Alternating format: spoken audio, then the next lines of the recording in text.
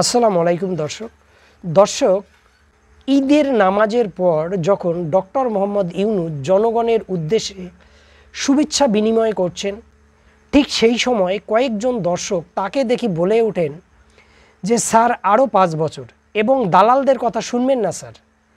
এই কয়েকটি স্লোগান এবং তাকে নিয়ে উৎসুক জনতার যে উচ্ছ্বাস সেটা দেখার মতো ছিল। তো এই উচ্ছ্বাসের মধ্যেই এই কয়েকটি শব্দ তাকে উদ্দেশ্য করে বলা হয়। তো দর্শক, কেন তাকে 5 বছরের কথা বলা হলো এবং দালালদের কথা শুনবেন না স্যার, এই কথাটি বা কেন জনগণের মুখ থেকে আসলো, এই বিশ্লেষণে আসব। তো দর্শক, প্রথম যে বিষয়টা বলতে চাই সেটা হচ্ছে আসলে 5 বছরের মধ্য দিয়ে জনগণ আসলে কি বলতে চাইছেন। দর্শক, এই যে জনগণ এই ধরনের একটি স্লোগান দিলেন, ঠিক তার আগেই ডক্টর মোহাম্মদ ইউনূস আগামী 2026 সালের কবে নির্বাচন হবে সেই বিষয়ে তিনি জাতির উদ্দেশ্যে বক্তব্য দিয়েছেন। এই জাতির উদ্দেশ্যে বক্তব্য দিলেন এবং কবে ইলেকশন হবে সে বিষয়েও তিনি পরিষ্কার উল্লেখ করেছেন। কিন্তু জনগণ চাইছে যে স্যার আরও 5 বছর। তার মানে জনগণ চাইছে যে ডক্টর মোহাম্মদ ইউনূস আরও 5টা বছর ক্ষমতায় থাকুক এবং তারপরে একটি সুষ্ঠু অবাধ জনগণের অংশগ্রহণমূলক একটি নির্বাচন দিক এবং প্রয়োজনীয় যে সংস্কার, রাষ্ট্রীয় সংস্কার যেগুলো খুবই দরকার সেগুলো করুক।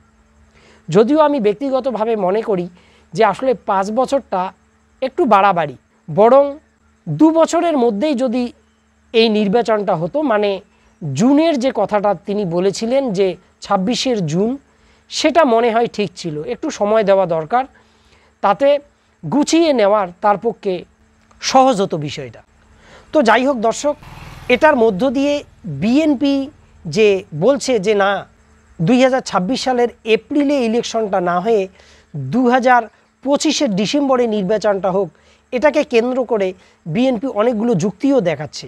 কিন্তু জনগণ যে ভিন্ন কথা বলছে, অর্থাৎ রাজনৈতিক কোনো ভিত্তি না থাকলেও ডক্টর মোহাম্মদ ইউনূসের উপর বাংলাদেশের তৃণমূল স্তরের জনগণের যে একটা ব্যাপক সমর্থন তার উপর আছে, এটা এই যে বক্তব্য, এই যে স্লোগান, এটার মধ্য দিয়ে কিন্তু আবার প্রমাণিত হলো।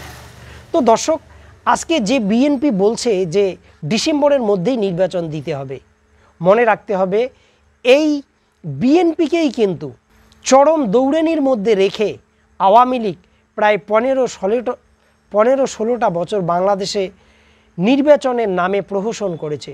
কোনো আন্দোলনকেই কিন্তু সফলতার মুখ দেখাতে পারেনি এই বিএনপি।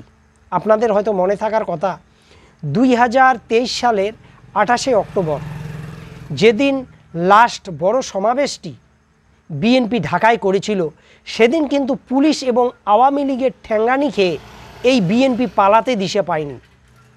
সেদিন যদি এই বিএনপি, লক্ষ লক্ষ বিএনপি সেদিন ঢাকার রাজপথে ছিল, তারা যদি প্রতিরোধ তৈরি করত, যে প্রতিরোধটা ছাত্র জনতা এবং বৈষম্য বিরোধী ছাত্র আন্দোলনের মানুষের জুলাই আগস্টের আন্দোলনে রক্তের বিনিময়ে শেখ হাসিনাকে তাড়িয়ে দিয়ে একটা নতুন বাংলাদেশ তৈরি করলো, সেইটা কিন্তু ওই 28শে অক্টোবরে কিন্তু করা যেত।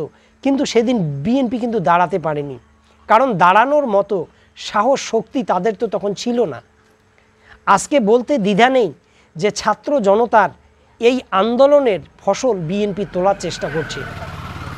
একথা ঠিক যে এই আন্দোলনে বিএনপিরও কর্মী সমর্থক ছিল, এটা অস্বীকার করার উপায় নেই।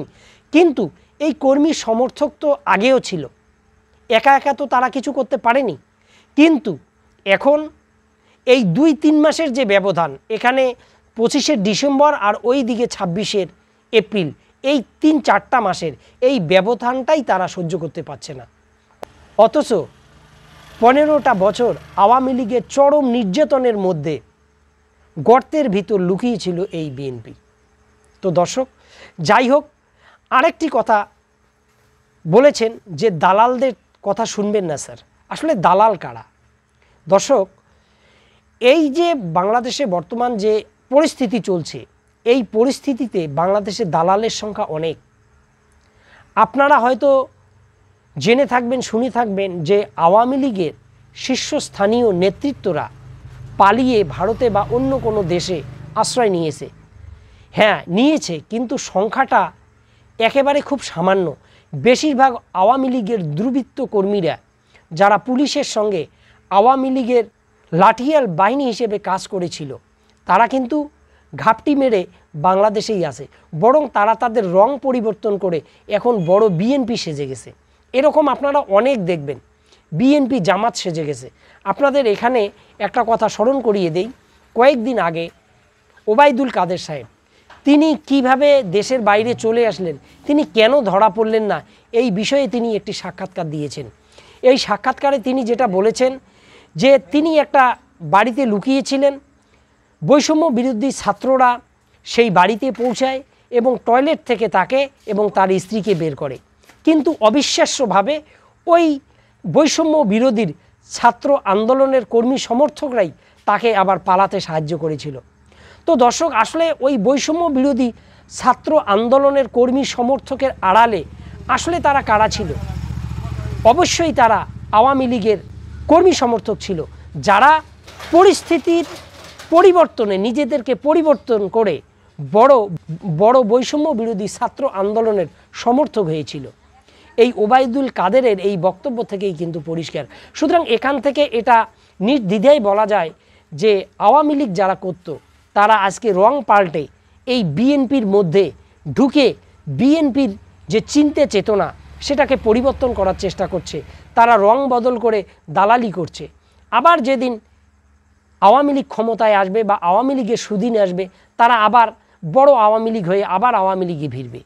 তো দর্শক, এই দালালরাই কিন্তু বাংলাদেশকে অস্থির একটা পরিবেশের মধ্য দিয়ে নিয়ে যাচ্ছে।